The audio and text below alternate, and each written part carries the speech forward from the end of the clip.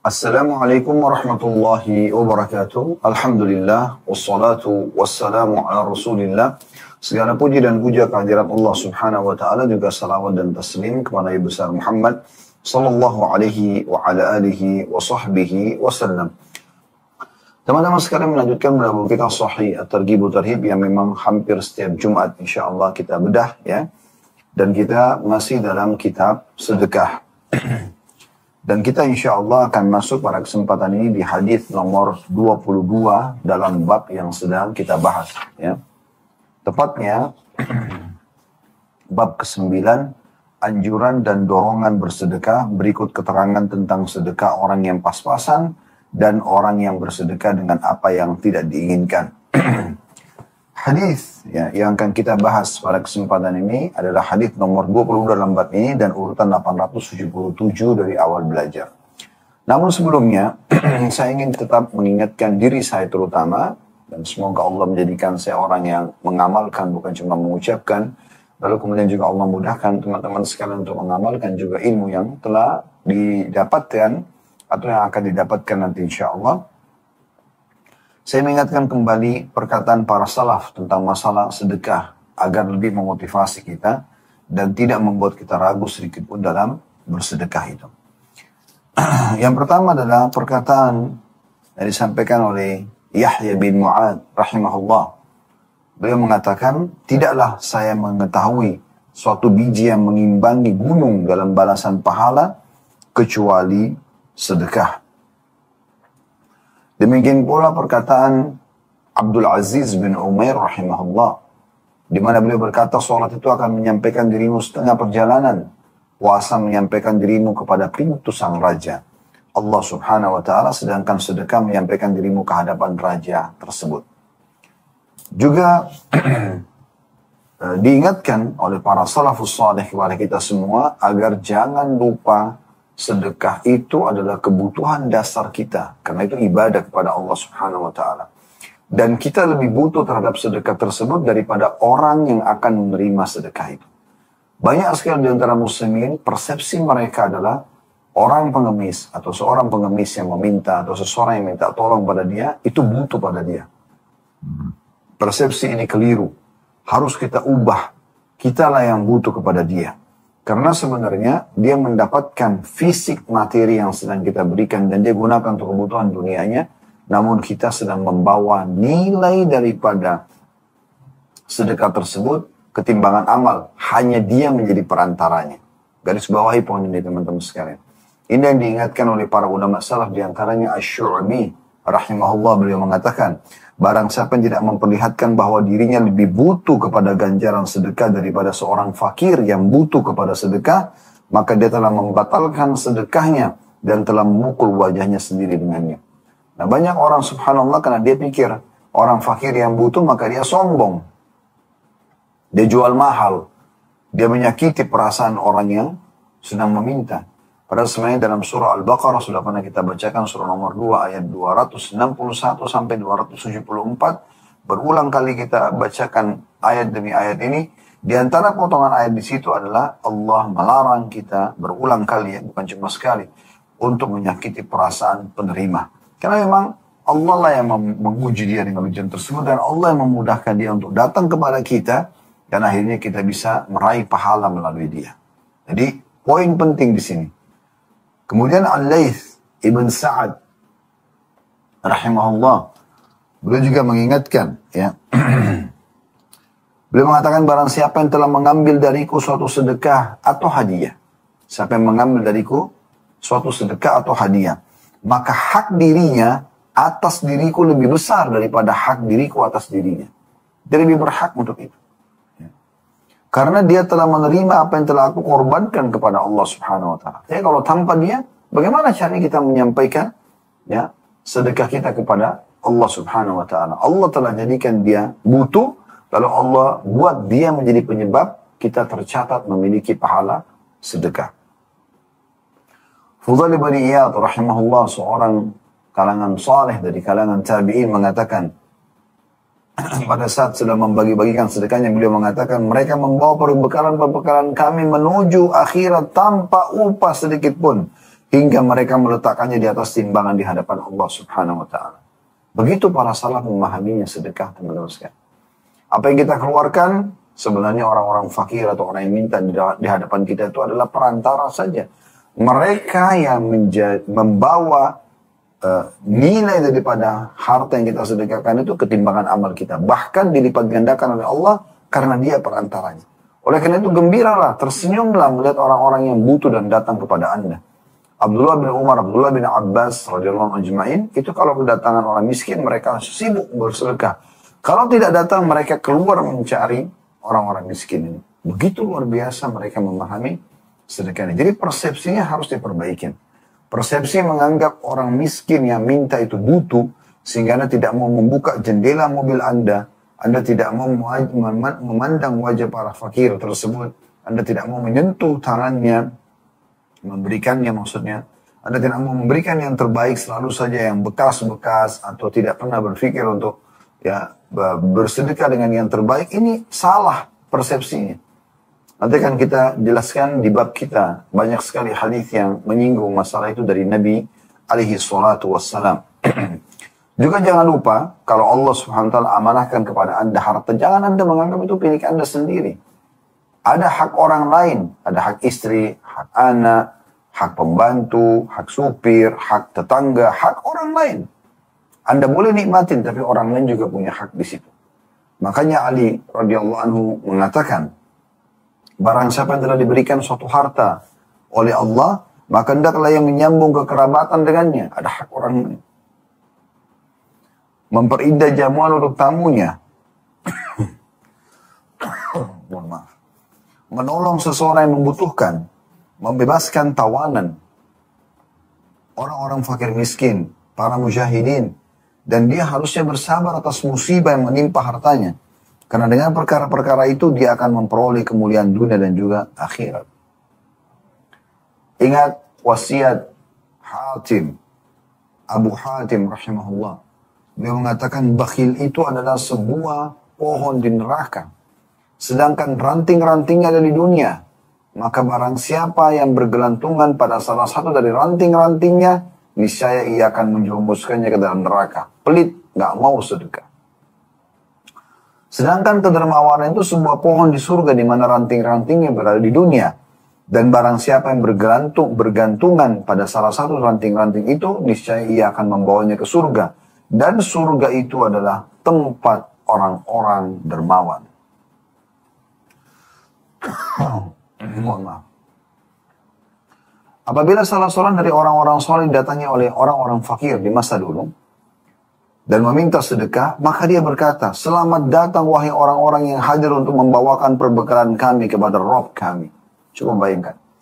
Mereka mengatakan kepada orang-orang yang datang meminta, selamat datang orang-orang yang akan membawa perbekalan kami kepada Tuhan kami. Begitu seharusnya seorang muslim memahami. Jadi ini mengingatkan kembali ya tentang pentingnya sedekah, karena kita sedang berada di bab sedekah, teman-teman sekalian. Semoga Allah mudahkan kita mengamalkan dan selalu saja menepis bahkan menghilangkan dari diri kita sifat bakhil yang merupakan dosa yang dilarang oleh Allah Subhanahu wa taala. Bahkan Imam Adz-Dzahabi rahimahullah masukkan dalam kategori dosa besar.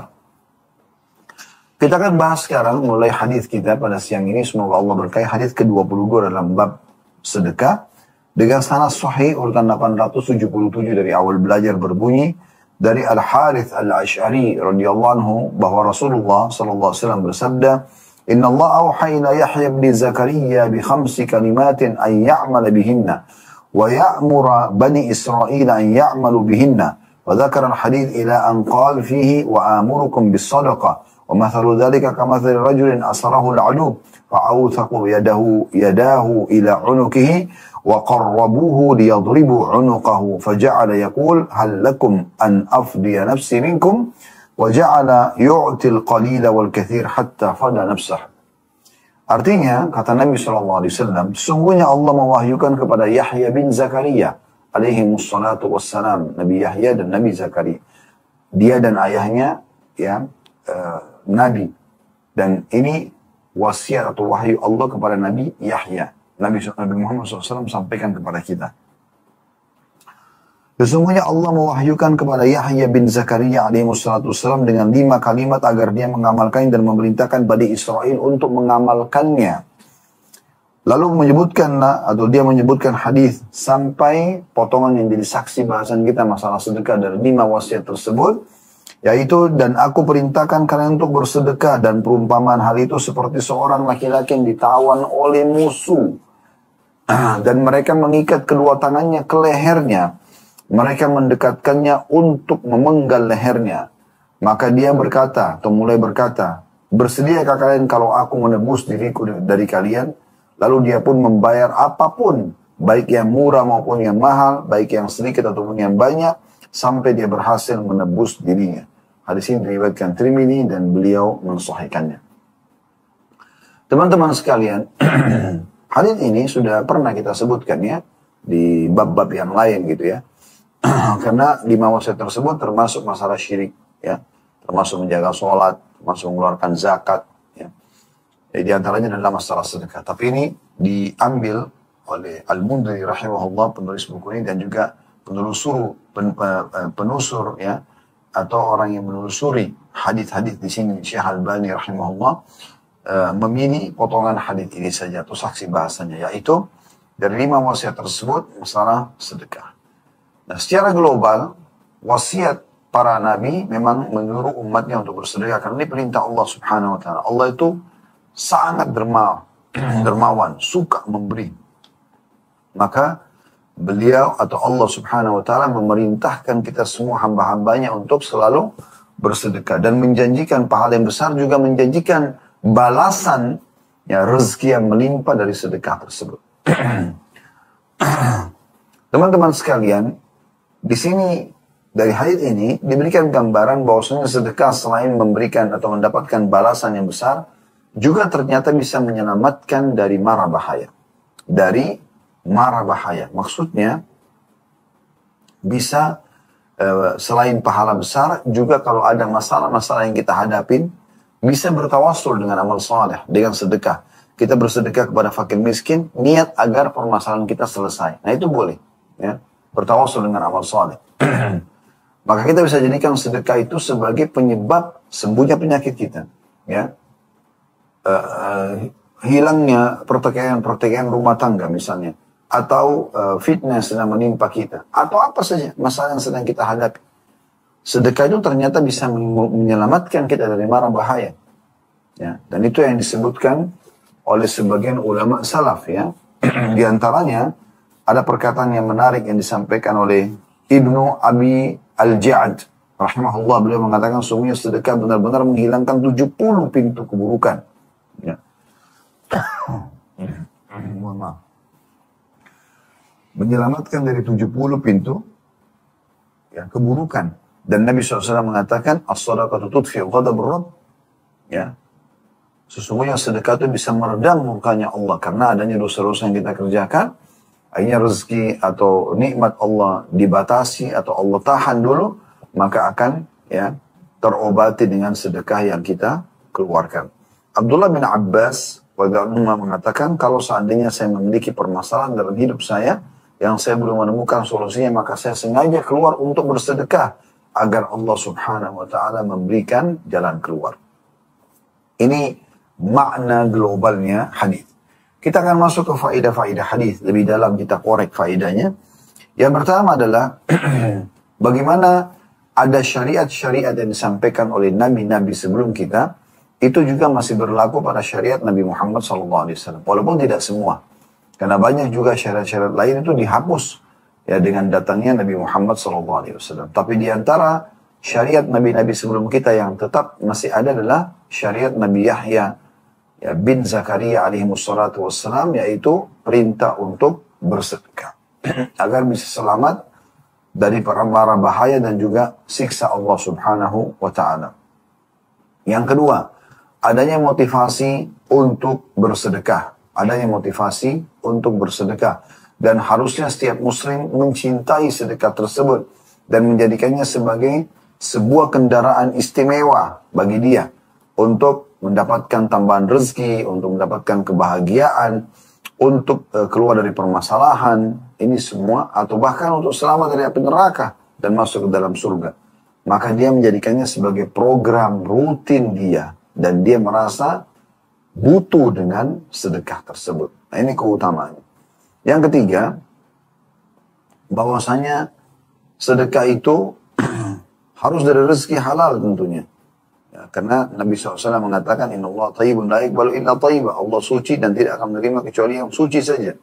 Jadi jangan sampai Anda bersedekah, Anda niat mengejar pahalanya, tapi dari rezeki yang halal atau minimal syubhat. Rezeki yang haram atau minimal syubhat, itu tidak boleh. Ya, ini faedah daripada hadis.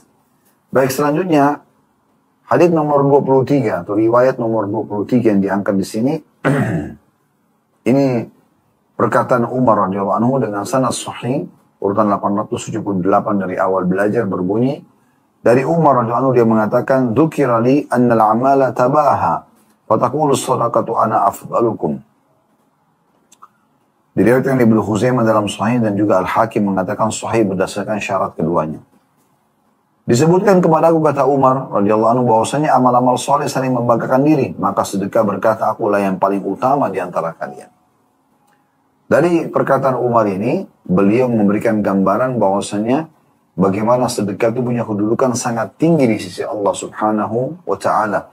Karena itu pensucian jiwa membuat seseorang itu mau berkorban untuk Allah Subhanahu wa Ta'ala. Apa yang Allah berikan kepada dia sebagai sebuah nikmat, dia berbagi kepada orang lain. Dan ini butuh kesucian jiwa untuk mengerjakannya. Karena tidak semua orang mau melakukan itu. Orang kalau berpikir bukan dengan keimanan, maka dia akan berkata, saya kan yang banting tulang, saya yang bekerja, kenapa orang ini harus menikmatinya?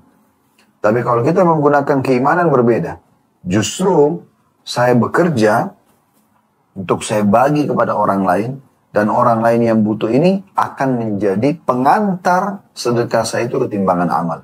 Nah, seperti itu. Sehingga kita merasa butuh dengan orang-orang yang akan menerima sedekah kita. Nah, ini poin yang harus digaris bawahi. Pelajaran daripada hadis ini adalah keutamaan sedekah itu sendiri, dan dia adalah yang paling afdal. Itu yang paling afdal. Yang kedua, amal-amal soleh itu saling membanggakan. Jadi kita tidak tahu bagaimana mekanismenya, tapi dari perkataan Umar radhiyallahu anhu, ternyata amal-amal soleh itu saling membanggakan diri satu sama lain di sisi Allah Subhanahu wa Ta'ala. Saya pernah naik di bus waktu masih mahasiswa. Waktu itu kami menuju dari Madinah ke Mekah. Subhanallah, saya teringat ada satu orang, beliau juga pakai baju ihram, duduk di bus, orang Saudi. Hampir sepanjang jalan dari Madinah ke Mekah, itu kurang lebih 6 jam kami naik bus. Bus resmi pemerintah Saudi, Sapco namanya. Itu tidak diam orang ini. Dia ngomong terus, selain dia talbiyah, dia ngomong juga walaupun suaranya tidak terlalu besar, tapi dia seperti memberikan nasihat kepada orang-orang yang di bus. Mungkin ada orang yang sedang ihram tapi lalai misalnya. Tapi di antaranya dia mengingatkan, berzikirlah wahai muslimin, berzikirlah wahai para orang-orang yang sedang berihram.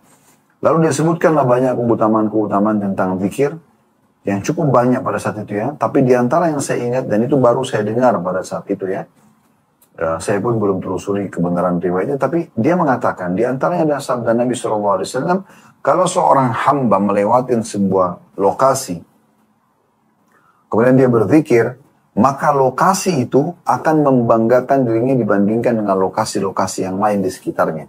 Mengatakan, di sini ada hamba Allah yang sedang berzikir di atasku. Ya. Itu saking luar biasanya kedudukan yang mengingat Allah Subhanahu wa Ta'ala. Baik, kita akan masuk teman-teman sekalian. Jadi maksudnya tempat ini bangga ya, dibandingkan tempat lain. Jadi memang ada kebanggaan dari amal-amal soleh satu sama yang lain. Tapi bagaimana mekanismenya, Allah lebih tahu masalah itu. Kita masuk hadis ke-24 dengan sanad hasan. Jadi ini urutan 879 dari awal belajar berbunyi dari Auf bin Malik radhiyallahu anhu, dia berkata, kharaja Rasulullah SAW wa biyadihi 'asa wa qad 'allaka rajulun kin wa hashaf وجعل يطعن في ذلك الكنوي فقال لو شاء رب هذه الصدقة تصدق بأطيب من هذا إن رب هذه الصدقة يأكل حشرفا يوم القيامة. Hadis ini diriwayatkan oleh Nasai dan ini lafaz beliau. Maaf, diriwayatkan oleh Nasai dan lafaz hadis ini kata Albani rahimahullah adalah lafaz Abu Daud. Juga diriwayatkan oleh Ibnu Majah, Ibnu Khuzaimah, Ibnu Hibban dalam sahih keduanya dan menyatakan hadis ini adalah hadis yang hasan. Baik, dari hadis ini teman-teman sekalian terjemahannya, Rasulullah SAW kata Auf bin Malik radhiyallahu anhum pernah memegang tongkat di tangannya. Sementara ada seseorang laki-laki menggantungkan satu janjang kurma rusak atau sudah kering. Maka beliau menusuk-nusuk janjang itu dan bersabda dengan tongkatnya, kalau pemilik sedekah ini ingin bersedekah, niscaya dia bersedekah dengan yang lebih baik dari ini. Sesungguhnya pemilik sedekah ini, maksudnya kalau dia keluarkan sedekahnya dengan kurma yang rusak seperti ini, akan makan kurma rusak juga pada hari kiamat. Mohon maaf. Lagi diuji sama Allah SWT dengan batuk, subhanallah. Semoga Allah sembuhkan dan juga semoga muslimin yang sedang diuji Allah sakit, juga Allah sembuhkan. Allahumma amin. Hadis ini hadis yang sangat mulia teman-teman sekalian dalam bab sedekah, yaitu anjuran secara global maknanya, anjuran dari Nabi SAW bagaimana seorang muslim selain dia memahami tadi poin dalam pembukaan yang kami sampaikan, bagaimana dia fahami bahwasanya sedekah yang dia keluarkan, dia yang butuh dan akan diantar oleh orang-orang miskin yang sedang dia berikan untuk menuju ketimbangan amal hari kiamat tanpa upah sedikit pun. Sebagaimana perkataan tadi Fudail bin Iyad rahimahullah. Maka selain daripada itu juga dia fahami dari hadis ini, ya, bahwasanya kalau dia sudah tahu itu adalah kebutuhan dia dan akan dia panen pahalanya hari kiamat, maka berikan yang terbaik. Supaya jangan nanti hari kiamat dia menyesal, gitu ya. Nah, di antara penyampaian Nabi SAW dalam hadis ini, beliau pernah keluar, pernah menemukan ada orang menyiapkan satu janjang tadi dikatakan ya, kurma atau satu keranjang kurma untuk sedekah. Tapi memang isinya kurma-kurma yang sudah rusak. Daripada dia buang, dia mau sedekah gitu. Maka Nabi SAW ingin menyinggung ini dan menunjukkan kalau perbuatan ini tidak baik. Maka beliau menusuk-nusuk dengan tongkatnya, seakan-akan memberikan isyarat, gitu kan. Sesungguhnya pemilik janjang ini, kurma ini, keranjang kurma ini, kalau dia mau bersedekah, harusnya dia sedekah yang lebih baik. Maksudnya supaya di hari kiamat dia panen juga hasilnya yang baik. Kalau dia telah bersedekah dengan ini, niscaya nanti dia akan diberikan makan juga dari kurma rusak hari kiamat. Apa makna hadis ini? Maknanya adalah sedekah yang terbaik. Toh sedekah itu kembali kepada dirimu, hai muslim, hai muslimah. Kamu yang akan menikmati sedekah itu. Kenapa harus memberikan yang buruk? Kalau ada yang tanya, Ustaz, boleh nggak kami memberikan sedekah makanan bekas atau sisa? Boleh saja, bukan tidak boleh. Tapi jangan itu jadi target. Sekarang makanan-makanan ada tersisa pada saat kita lagi mau istirahat malam misalnya. Lalu kita rapikan, kemudian kita yang masih layak dikonsumsi lalu kita berikan kepada fakir miskin. Boleh kan? Boleh saja. Tapi itu bukan target. Itu sesekali mungkin ya. Targetnya adalah memberikan sedekah yang terbaik. Supaya kita juga mendapatkan yang terbaik. Sudah sering kami kasih contoh, kalau Anda mampir di satu restoran, Anda makan makanan yang memuaskan bagi Anda, maka coba beli porsi yang sama, nilai yang sama, lalu Anda berikan kepada fakir miskin. Anda berikan kepada fakir miskin. Gitu kan? Sehingga mereka pun bisa menikmati seperti apa yang dinikmati. Nah itu sedekah yang terbaik. Anda beli pakaian yang sama, Anda berikan kepada orang lain misalnya. Nah ini sedekah yang terbaik. Kalau seandainya ada sesuatu yang sisa, ada makanan yang sisa, ada pakaian yang sudah lama misalnya, ada tapi masih layak pakai ya, ada kendaraan yang sudah tua, Anda mau sedekahkan, boleh saja. Tapi itu bukan target sekali lagi. Itu kondisional ya. Pada saat kondisi yang begitu Anda boleh sedekahkan. Tapi target utama adalah Anda selalu memberikan yang terbaik. Ini makna globalnya hadis ya. Baik, kita masuk kepada faidah hadis. Faidah yang pertama adalah dari hadis, bagaimana ada anjuran dari Nabi SAW agar seorang muslim memberikan yang terbaik pada saat sedekah. Dan dia harus tanamkan di benak dia dan di hati dia, kalau ini akan dia terima nanti hari kiamat. Makin baik yang dia sedekahkan, maka makin baik juga balasannya pada hari kiamat. Seperti itu. Sampai pada tingkat Nabi Muhammad SAW pernah diberikan satu jubah sangat indah. Sampai sahabat pun memuji beliau SAW. Memuji beliau luar biasa karena beliau sangat tampan, putih, bersih, wangi. Seorang Nabi Allah, sempurna fisik dan akhlaknya. Lalu beliau pakai lagi jubah yang indah. Maka makin menarik bagi para sahabat. Mereka memujinya. Maka pada saat Nabi SAW lagi lewat di hadapan mereka, ada satu tiba-tiba sahabat mengatakannya, Rasulullah, baju jubah Anda bagus sekali, berikan kepada saya. Tanpa banyak berpikir, langsung Nabi SAW mengatakan, baiklah. Boleh buka lalu beliau berikan kepada orang itu. Jadi bagaimana Nabi SAW tahu, mungkin kalau secara akal manusia tanpa diikutkan dengan keimanan, orang berpikir, ini orang kok gimana sih? Saya kan jaket atau jubah atau baju baru. Saya baru pakai, ngapain diminta gitu kan? Mana adabnya? Tapi tidak seperti itu Nabi SAW ajarkan. Beliau sebaik-baik suri tauladan. Beliau langsung membukanya karena beliau tahu orang ini hanya perantara saja. Tapi jenis baju itu, nilainya itu akan kita temukan nanti pada hari kiamat. Bahkan akan dilipat gandakan. Nah begitu cara memahami.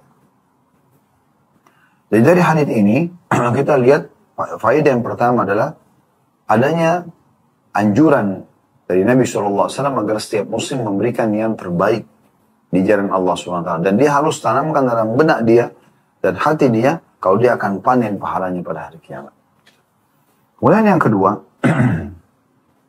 adanya hardikan atau peringatan tegas bagi orang-orang yang bersedekah hanya karena barang dia mampu. Hanya karena ingin tidak numpuk padanya barang rusak misalnya. Ronsokan. Makanan sisa. Kemudian dia keluarkan. Dan tidak ada sedekah dia selain daripada itu. Maka ini dihardik oleh Nabi SAW. Ini ada hardikan bagi orang yang bersedekah dengan pola seperti ini.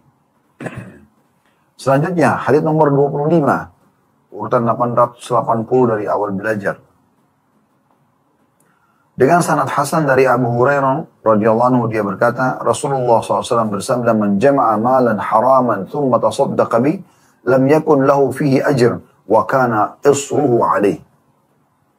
Hadirin riwayat Ibnu Khuzaimah dan Ibnu Hibban dalam sahih keduanya serta Al-Hakim juga menyebutkan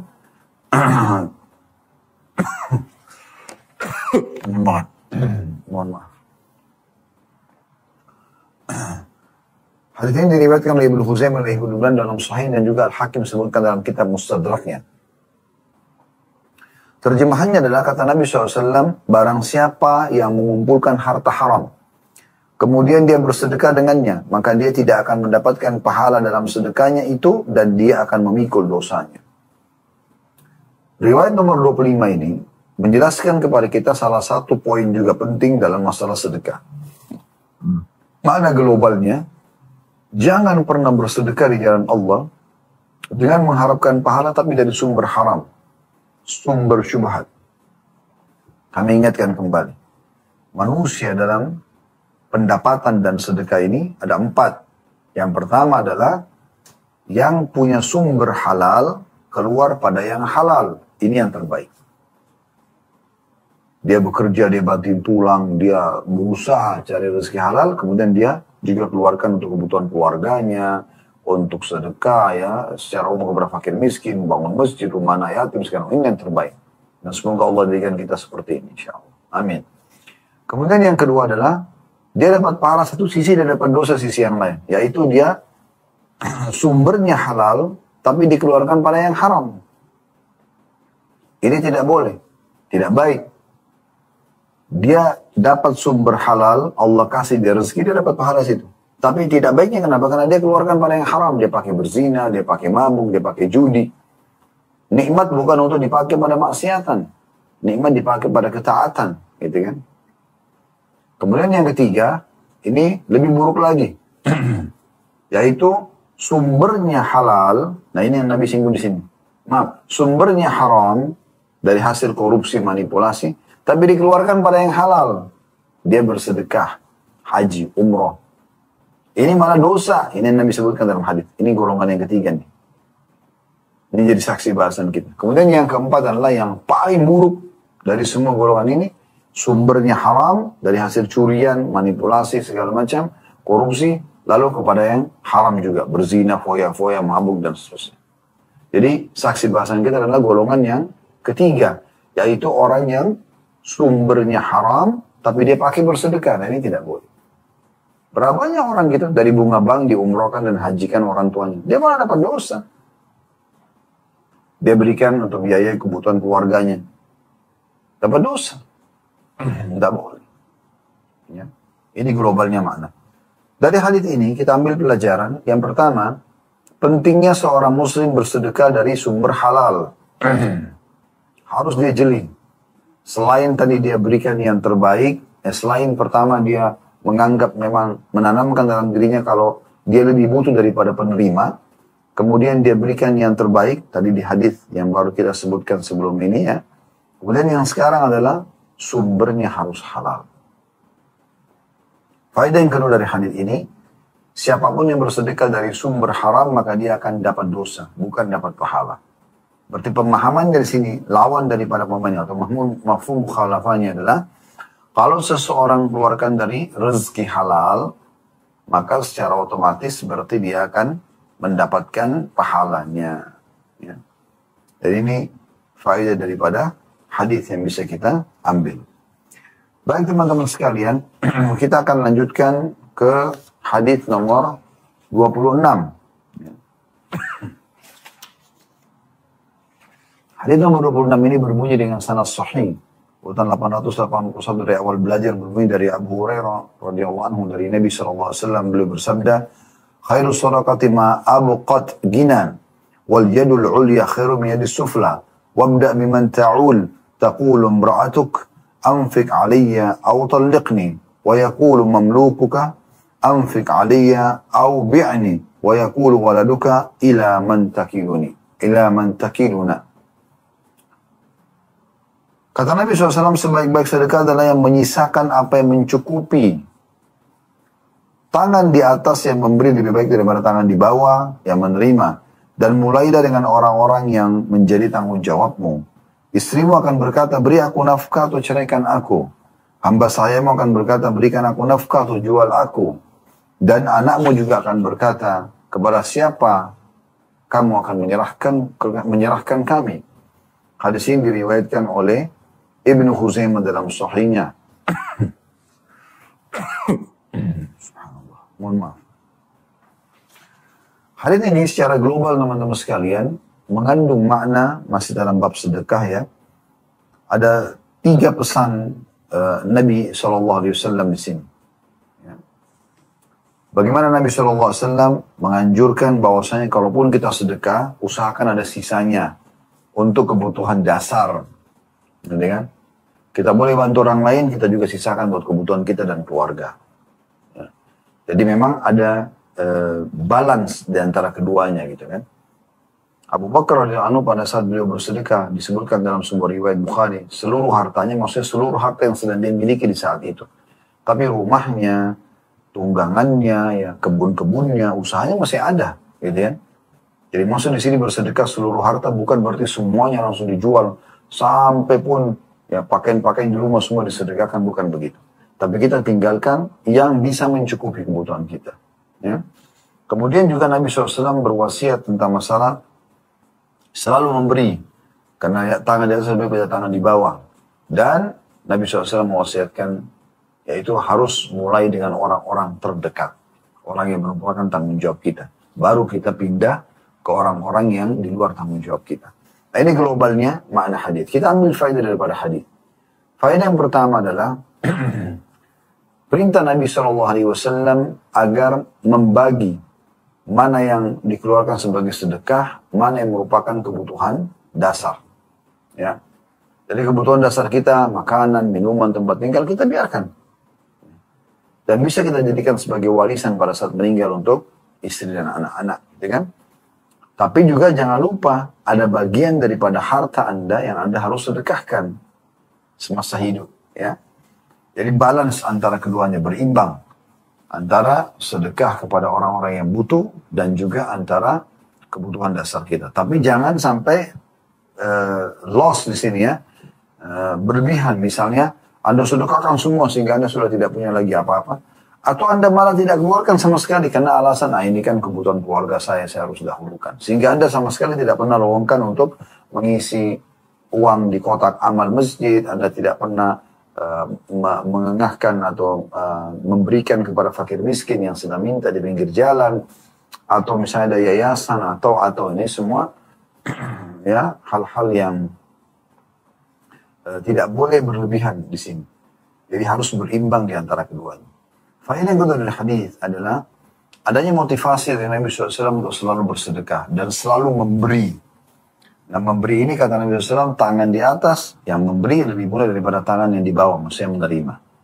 Dan kita sudah pernah jelaskan di bab-bab sedekah kita di awal-awal bab ini, kalau teman-teman sekalian kita meminta kepada orang ini, itu hanya boleh dalam keadaan-keadaan tertentu. Anda betul-betul terlilit utang, tidak bisa lagi kecuali minta bantuan orang.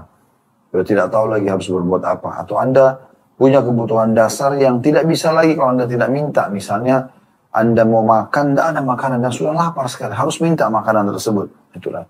Atau Anda punya tanggungan, istri dan anak-anak yang mereka kelaparan, Anda harus sudah berusaha kerja tapi nggak dapat. Anda minta kepada orang agar memberikan makan kepada mereka. Ini dibolehkan, itu pun hanya sebatas sampai mampu. Kalau sudah mampu, udah nggak boleh lagi.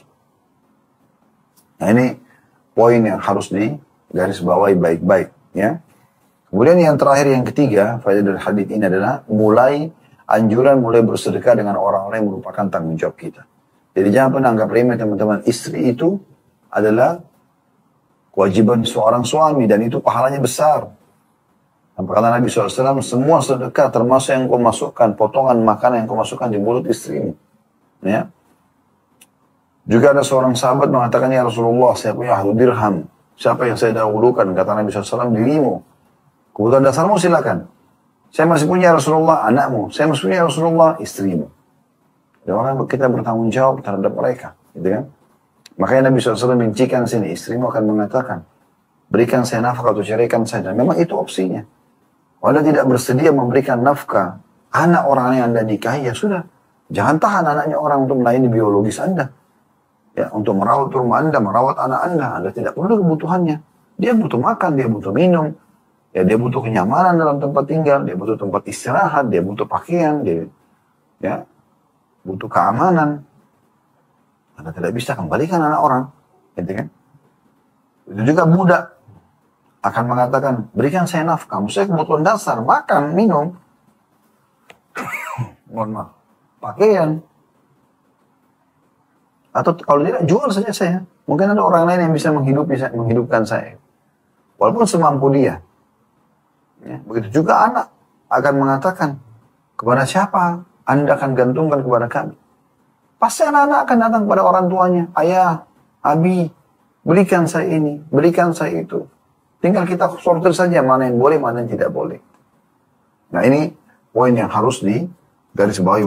Ini pelajaran daripada hadis nomor 26. Baik teman-teman sekalian, kita lanjutkan hadis selanjutnya dalam bab sedekah kita. Hadis nomor 27 dengan sanad sahih. Urutan 880 dari awal belajar berbunyi dari sahabat yang sama, maksudnya Abu Hurairah radhiyallahu anhu.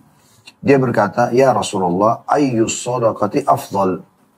Qala juhdul mukil wabda biman ta'ul. Hadis ini diriwayatkan Abu Daud, Ibnu Khuzaimah dalam Sunan, dan Hakim juga mengatakan sahih berdasarkan syarat Muslim. Kata Abu Hurairah radhiyallahu anhu, ya Rasulullah, sedekah apa yang paling utama, paling besar di sisi Allah balasannya dan juga paling Allah cintai? Kata Rasulullah SAW, sedekah dari hasil usaha keras orang yang pas-pasan, dan mulailah dengan orang yang menjadi tanggung jawabmu.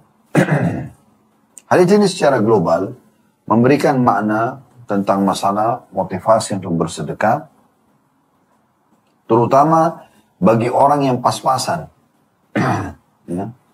Jadi bukan berarti karena kita pas-pasan kita nggak sedekah, tapi bersedekah. Cuman memang sesuai dengan kemampuannya,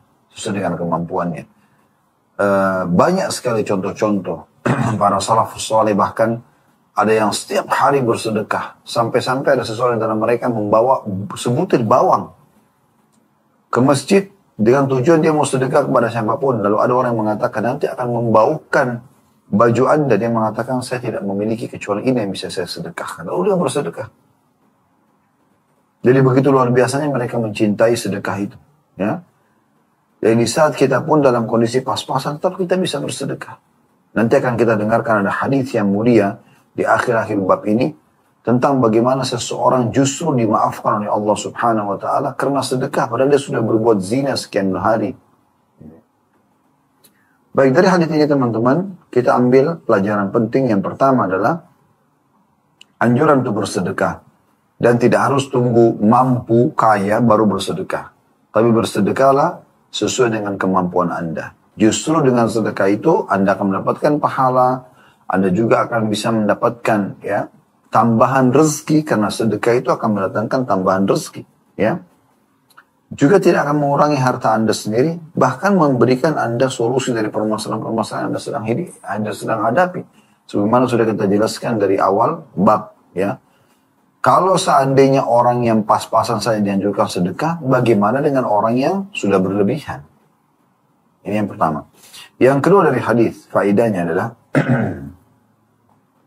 Nabi SAW menganjurkan agar memulai dengan orang-orang yang menjadi tanggung jawab kita. Ingat yang sudah kita sampaikan, istri, ya, anak, orang tua, ini kerabat-kerabat terdekat. Ya. Tentu di sini teman-teman jangan selalu ada pihak yang menunggangi penjelasan hukum syar'i dengan hawa nafsunya. Maksudnya begini, jangan sampai dia mengatakan, oh kan Ustadz bilang tadi dahulukan orang-orang terdekat, sehingga dia langsung berpegang pada itu dan dia menjadikan itu sebagai hujah. Ya udah, istri saya aja, anak saya saja, ya, orang tua saya saja, gak usah sedekah dengan tetangga, dengan orang lain gitu kan. Padahal sebenarnya dia harus lihat ini yang sedang dia tanggung jawabnya sudah dikasih belum? Kalau sudah dikasih uang bulanan misalnya, Anda lebih, kenapa Anda tidak sedekah? Kenapa Anda cukupkan diri Anda dengan hanya yang wajib saja? Padahal sebenarnya banyak sekali pintu-pintu yang bisa Anda tambahkan dalam nilai sedekah Anda itu sendiri. Ya. Jadi ini poin penting juga untuk digarisbawahi. Baik teman-teman sekalian, kita lanjutkan terus ya sampai hadis selesai di bab ini insyaallah. Hadis ke-28 dengan sanad hasan urutan 883 dari awal belajar berbunyi dari Abu Hurairah radhiyallahu anhu, dia berkata, Rasulullah SAW bersabda, sabaqa dirhamun mi'ata alfi dirham. فقال رجل وكيف ذاك يا رسول الله قال رجل له مال كثير أخذ من عرضه 100,000 درهم تصدق بها ورجل ليس له إلا درهمان فأخذ أحدهما فتصدق به.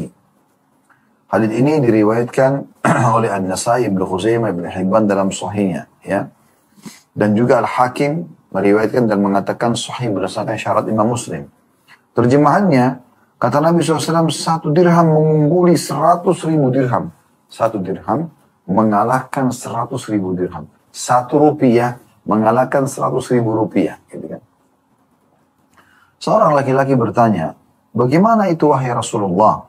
Kata Nabi SAW, seseorang laki-laki mempunyai harta yang melimpah sekali. Lalu dia mengambil dari sakunya 100.000 dirham, lalu menjedekahkannya. Maksudnya, kecil bagi dia sebenarnya itu 100.000 karena dia punya sekian miliaran atau ratusan miliar atau bahkan sudah triliunan. Dan seorang laki-laki hanya punya 2 dirham, lalu dia mengambil 1 dirhamnya dan dia menyedekahkannya. Global makna hadis ini adalah bagaimana Allah Subhanahu wa taala dengan kemahaadilannya menilai sesuai dengan upaya dan kerja keras seseorang. Sini kita bisa lihat teman-teman sekalian bagaimana Nabi SAW memberikan gambaran. Kalau seandainya ada orang kaya, uangnya melimpah sekali, Diambil 100.000 dirham. Anggaplah kalau kita di Indonesia ini mungkin kita ambil contoh 100 juta rupiah. Ada uang dia, ada orang miskin, dia langsung sedekahkan, dia kasih misalnya. Atau ada kerabatnya butuh untuk bayar rumah sakit, langsung disedekah 100 juta. 100 juta ini teman-teman, walaupun besar di mata orang yang menerima misalnya, karena dia orang miskin, tapi mungkin penilaian bagi pemilik harta itu kecil. Karena dia punya 100 miliar. 1 miliar 1.000 juta. Gitu kan? Berarti 100 juta itu kecil sekali. Dibandingkan uang dia yang punya 100 miliar atau bahkan lebih daripada itu. Tetap ada pahalanya kalau dia ikhlas. Tapi Allah di sini maha adil. Kata Nabi SAW, bisa dikalahkan oleh orang itu karena secara persentase berarti kecil. 100 juta itu dibandingkan dia punya 100 miliar. Dengan orang yang tidak punya kecuali 2 dirham. Dia cuma punya 2.000 rupiah. Nggak ada uang lagi. Cuma ini saja. Tapi dia masih keluarkan 1.000 disedekahkan, 1.000 dipakai. Ini Allah anggap dia bersedekah dengan setengah hartanya. Ini makna hadis. Dari hadis ini kita ambil pelajaran. Yang pertama adalah bagaimana Allah subhanahu wa ta'ala tidak akan menzalimi hamba-hambanya. Dan Allah akan memberikan semua balasan dan membesarkan balasan tersebut sampai tidak masuk di akal seorang hamba. Sebagai contoh misalnya ada sebuah hadis yang lain terlintas di benak saya, hadis riwayat Bukhari tentang hadis bitaqah, hadis kartu. Ya. Apa maksudnya? Kata Nabi SAW akan didatangkan seseorang pada hari kiamat nanti lalu diperlihatkan dosa-dosanya. 99 buku amal, semuanya seluas pandangan mata. Semuanya penuh dengan dosa. Lalu Allah bertanya kepadanya, apa kau pungkiri semuanya? Dia bilang tidak. Apa malaikat-malaikatku menzalimimu? Ada nggak yang dicatat sini yang kau tidak kerjakan? Dia bilang tidak. Lalu ditanya lagi, apakah ada alasan kamu kenapa kau kerjakan ini? Supaya kau bisa selamatkan diri? Dia bilang tidak ada. Memang saya pelaku dosa. Gitu kan. Maka kata Allah SWT, kau tidak akan dizalimi. Ya. Ada nggak amal soleh yang kau kerjakan? Amal soleh apa ya Allah? Yang bisa mengimbangi 99 buku amal seluas pandangan mata, satu buku amalnya kali 99. Penuh dengan dosa semua. Kata Allah SWT, kau tidak akan dizalimi. Lalu dikeluarkanlah satu kartu. Tulisannya, asyhadu an la ilaha illallah wa anna Muhammad Rasulullah. 2 kalimat syahadat. Tulus. Dia nggak pernah rusak keislamannya. Lalu diletakkan di timbangan amal. Ternyata mengalahkan semua dosa-dosanya itu. Allah tidak akan menzalimi hambanya. Tinggal kita ikhlas saja, tulus karena Allah. Jangan pernah menganggap remeh perbuatan baik yang sedang kita kerjakan. Walaupun dengan senyum kepada seorang muslim. Sekali lagi saya bilang, akan kita singgung nanti sebentar hadis penutupan dalam bab ini mulia sekali. Ya. Hadis ke-30 nanti itu ada penjelasan tentang seseorang diampuni karena sedekah dengan roti. Itu luar biasa gitu. Ya. Baik, kita ambil pelajaran daripada hadis ini. Yang pertama, Allah subhanahu wa ta'ala akan menilai ya, pengorbanan seorang, akan memberikan penilaian pengorbanan seorang hamba ya, dengan kemahaadilannya. Allah tidak akan nilai kalau orang kaya keluarkan 100 juta, orang miskin 1.000 rupiah, maka dianggap 100 juta akan mengalahkannya. Tidak seperti itu. Tapi Allah akan lihat apakah orang kaya ini masih punya harta yang banyak sehingga itu jadi nilai persentasenya jadi kecil 100 juta itu, dan melihat orang miskin yang ternyata tidak punya kecuali itu dan dia sedekahkan dalam kondisi dia pas-pasan, maka dia akan lebih besar pahalanya. Makanya Nabi SAW mengatakan sungguh 1 dirham telah mengarahkan 100.000 dirham. Yang kedua, adanya anjuran agar seseorang selalu bersedekah walaupun dia pas-pasan, walaupun dia miskin. Apa yang dia mampu, sedekah saja. Saya pernah itu hari subhanallah diundang ke Australia oleh orang-orang kita, orang-orang Indonesia Muslim di sana. Saya ketemu dengan satu bapak di masjid. Subhanallah saya juga tidak ingat namanya. Beliau sempat sebutkan nama, sudah cukup lama. Tapi saya ingat betul, dia membawakan ke saya satu plastik kecil. Isinya itu beberapa jenis kacang-kacangan. Dan jumlahnya tidak banyak. Mungkin kalau dihitung, mungkin ya butir itu mungkin cuma 7 atau 8 butir kacang-kacangan itu. Ada almond, ada pistachio, ada yang lain-lain gitu, ada banyak. Tapi sebutir-sebutir atau 2 butir saya tidak ingat, tapi sedikit sekali. Dia mengatakan, Ustaz, ini yang saya ingin memberikan ke Ustaz. Subhanallah, saya terima. Tapi bagi saya sebuah pelajaran penting. Ternyata pesan dari orang ini mungkin, ini orang yang saya mampu, Ustaz. Tapi saya juga ingin memberikan kepada Anda. Begitu. Itu luar biasa. Allah SWT bisa memberikan penilaian balasan kepada dia dengan baik. Ya. Kenapa Anda tunggu harus jadi kaya raya baru sedekah? Gitu. Sedekah sebelum terlambat. Aisyah, radhiyallahu anha selalu bersedekah. Abdullah bin Umar selalu bersedekah. Walaupun dengan sebutir bawang mereka bersedekah. Ya. Bahkan Uwais al-Qarni rahimahullah miskin, susah. Beliau membongkar-bongkar sisa makanan orang di tempat sampah, pembuangan makanan. Lalu beliau bersihkan, dengan beliau panasi kembali, lalu beliau bagi dua lagi kepada orang-orang miskin yang lainnya. Begitu luar biasanya mereka termotivasi untuk tidak kehilangan kesempatan sedekah walaupun mereka miskin. Ya. Jadi ini pelajaran yang bisa diambil dari hadis. Kita masuk ke 3 hadis yang terakhir teman-teman sekalian. Hadis nomor 29 sampai 31 ya. Dengan sanad sahih dan urutan 884 dari awal belajar berbunyi dari Ummu Bujayyid radhiyallahu anha bahwasanya dia berkata, Ya Rasulullah, innal miskina la yaqumu ala babi fama ajidu lahu syai'an u'tihi iyyah. فقال لها رسول الله صلى الله عليه وسلم إن لم تجدي إلا ظلفا محرقا فادفعيه إليه في يده. Hadis ini diriwayatkan Tirmidzi dan juga Ibnu Khuzaimah. Artinya Ummu Mujayyid radhiyallahu anha, seorang wanita mulia ini, sahabatnya mengatakan, ya Rasulullah, seorang miskin berdiri di pintu rumahku, tapi aku tidak mempunyai apapun yang bisa aku berikan kepada dia. Maka Nabi SAW bersabda, jika kamu tidak mempunyai apapun kecuali telapak tangan atau telapak kaki dalam kurung sapi atau kambing yang dibakar, maka berikanlah ia kepadanya. Di riwayat Ibn Huzaimah ditambahkan, la taruddi sa'ilaki walau bidzilfin. Jangan kamu menolak orang yang meminta kepadamu walaupun hanya dengan memberinya telapak kaki sapi atau kambing. Diriwayatkan Ibnu Hibban dalam Sahih dan Tirmidzi mengatakan hadits hasan sahih. Mana global hadits ini? Bagaimana motivasi dalam Islam untuk bersedekah? Ummu Mujayyid radhiyallahu anha sudah mengatakan kepada Nabi, ya Rasulullah, ada kasus terjadi. Saya melihat di depan rumah saya ada orang miskin minta. Tapi saya benar-benar tidak punya apa-apa untuk saya kasih. Begitu bahasanya. Mungkin yang kita bayangkan adalah jawaban Nabi SAW, ya sudah. Tidak perlu paksakan diri. Kan bisa begitu. Tapi sini Nabi SAW, bukan itu jawaban beliau. Beliau mengatakan, siapapun yang minta jangan pernah kamu tolak. Walaupun kau hanya memberikan telapak kaki sapi atau kambing yang dibakar. Telapak kaki sapi sama kambing, itu biasanya jarang. Ada orang makan tapi jarang gitu ya.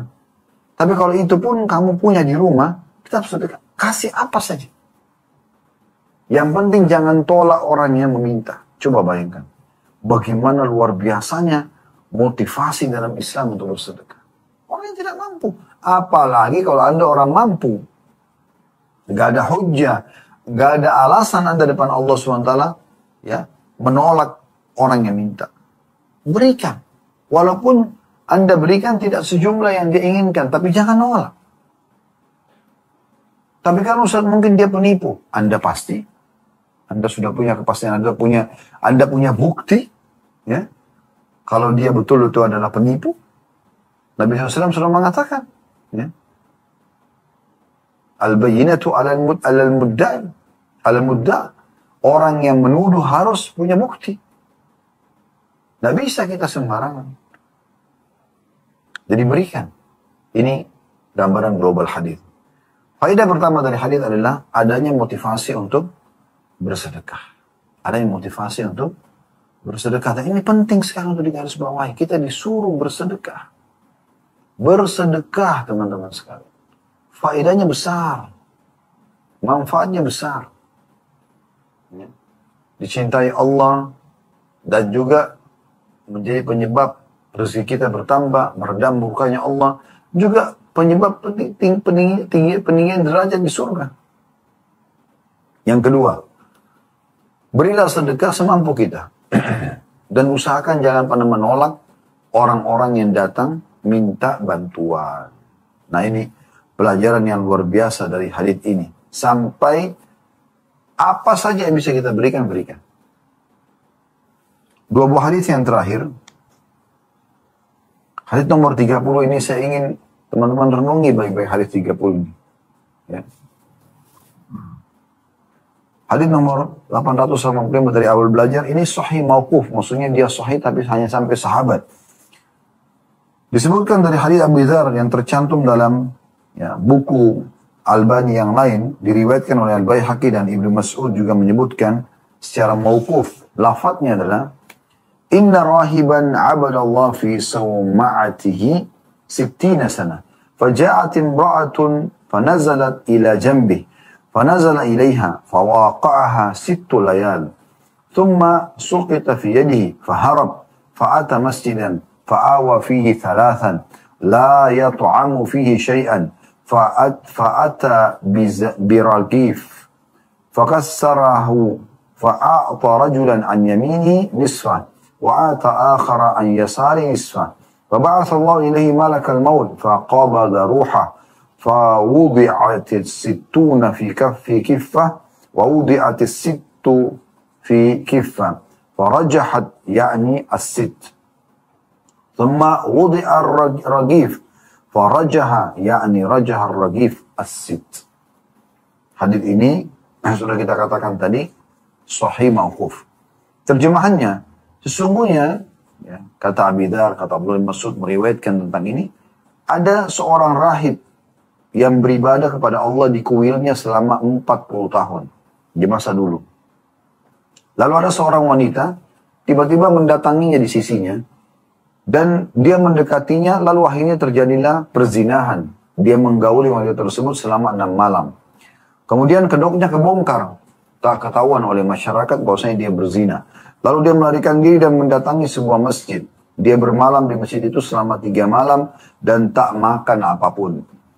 Lalu dia diberi sepotong roti oleh seseorang, dia membelahnya menjadi 2 bagian. Separuh dia berikan kepada seorang yang ada di sebelah kanannya, dan separuh lagi dia berikan kepada seorang yang ada di sebelah kirinya.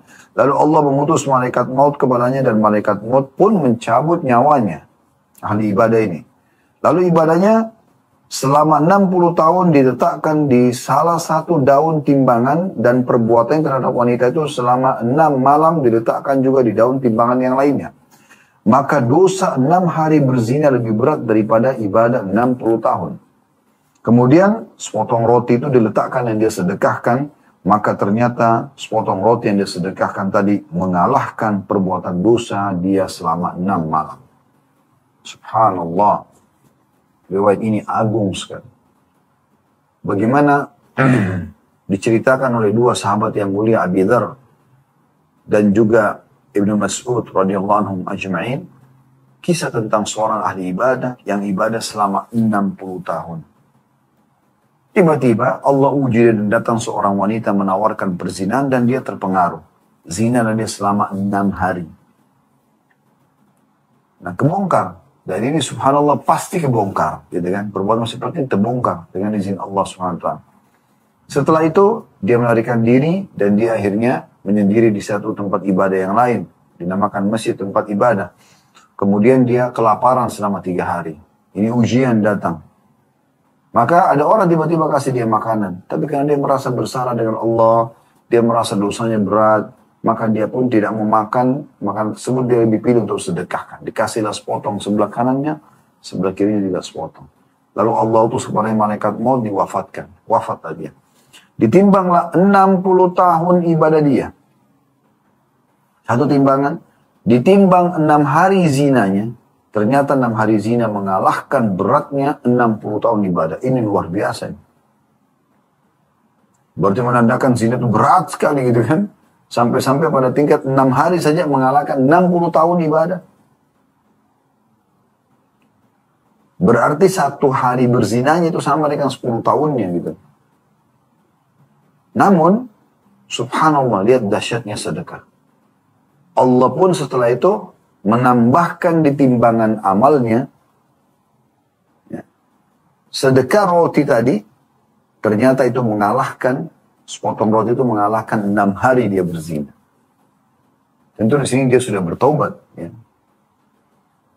dari dosa-dosanya. Maaf, tidak disebutkan tobat ya, tapi di sini 6 hari zina itu, ya, ditimbang dibandingkan dengan sedekahnya, maka sedekah lebih berat daripada zina tersebut. Ini tentu bukan kita menggampang-gampangi perbuatan zina ya, tapi kita sedang fokus ke bahasan masalah pentingnya sedekah itu. Ini makna global daripada hadis. Kita ambil pelajaran-pelajarannya. Yang pertama adalah bagaimana dosa-dosa itu berat. Apalagi kalau dasarnya sudah disebutkan dalam syariat Allah SWT sebagai dosa besar. Jangan pernah anggap remeh, gitu kan? Di sini disebutkan dosa zina, mungkin dosa-dosa yang lain juga banyak. Ya, seperti riba, mencuri, dan segala macam. Itu kan banyak dosa-dosa besar. Nah, tapi di sini menggambarkan bagaimana beratnya itu. 60 tahun ini bukan umur yang pendek. Beribadah, kalah semua dengan 6 hari zina. Dan harus seseorang menyadari, teman-teman sekalian, kalau ujian-ujian Allah sering datang dalam kehidupan seorang mukmin. Para sahabat Nabi, ridwanullah alaihim, pernah diuji oleh Allah SWT. Bahkan sering kali diuji. Di antaranya mereka pada saat ihram, dilarang oleh Allah Subhanahu wa ta'ala untuk berburu hewan darat. Dan di saat itu Allah datangkan hewan-hewan daratnya mendekati mereka. Yang tadinya mereka harus kejar, ya, misalnya kelinci atau hewan-hewan rusa. Itu sekarang datang dekat-dekat mereka sebagai ujian. Allah uji. Kuat gak imannya orang ini? Itu juga Anda, pada saat Anda sudah dekat dengan Allah Subhanahu wa ta'ala, mungkin datang seorang lawan jenis yang coba berusaha menggoda Anda. Yakin itu sebagai ujian, berlindung kepada Allah Subhanahu wa ta'ala. Minta agar Anda diselamatkan oleh Allah Subhanahu wa ta'ala.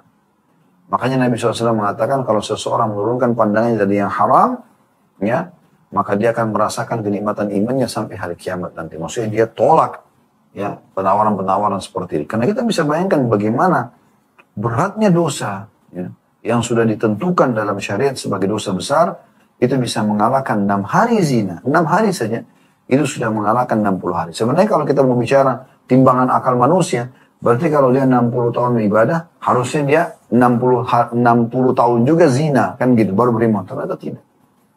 Jadi 1 kali zina itu sama dengan 10 tahun, ya, amal ibadah yang kita kerjakan. Coba bayangkan. Ini yang pertama pelajaran. Jadi beratnya perbuatan dosa, jadi jangan dikerjakan, terutama dosa-dosa besar. Kalau Anda sudah tahu buat, maka bertobatlah segera. Pelajaran yang kedua daripada hadis ini adalah bagaimana besarnya sedekah, besarnya keutamaan sedekah.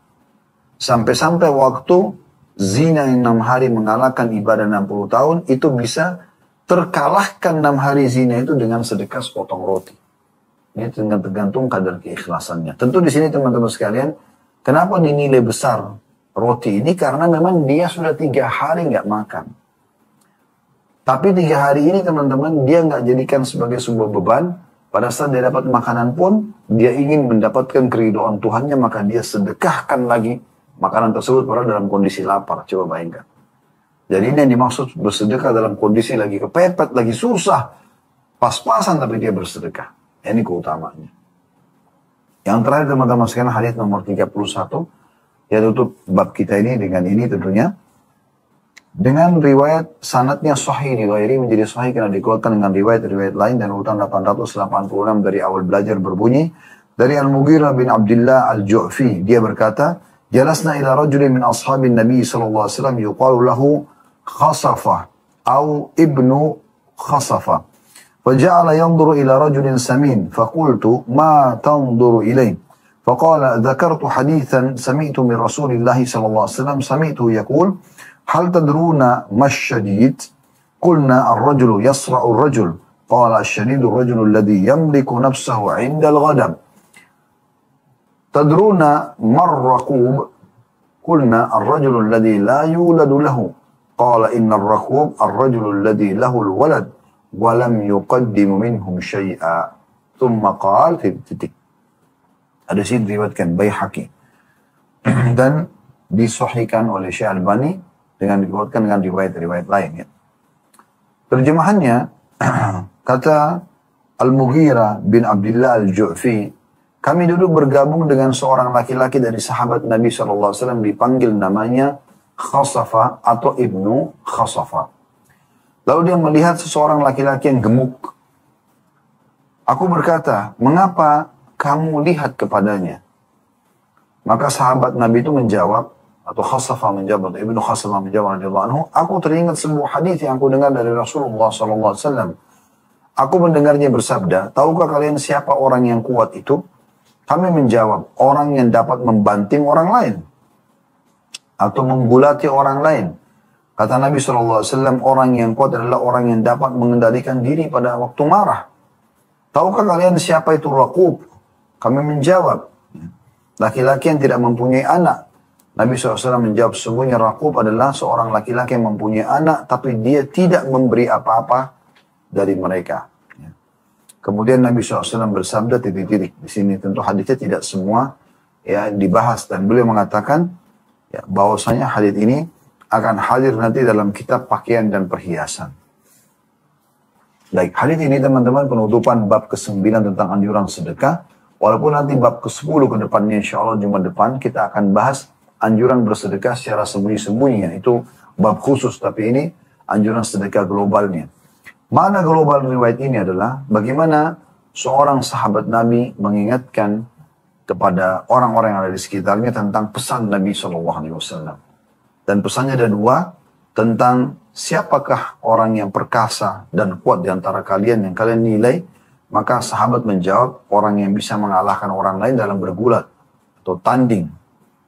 Kemudian yang kedua, siapakah orang yang Raqub, orang yang tidak punya mandul, tidak punya anak. Maka mereka mengatakan orang yang tidak punya anak ya Rasulullah. Kata Nabi SAW, bukan. Orang yang mandul sebenarnya bukan itu. Orang yang punya anak, tapi justru dia tidak memberikan sesuatu pada mereka. Atau dia tidak mendapatkan sesuatu dari mereka. Nah, ini makna global hadis.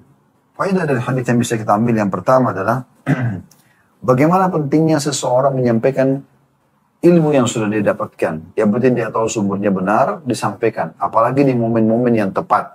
Misal di saat memang ada orang yang penting, pelanggaran sedang terjadi, maka penting dia untuk mengingatkan. Atau misalnya ada seseorang yang sepertinya butuh motivasi untuk dia mengerjakan sebuah ibadah.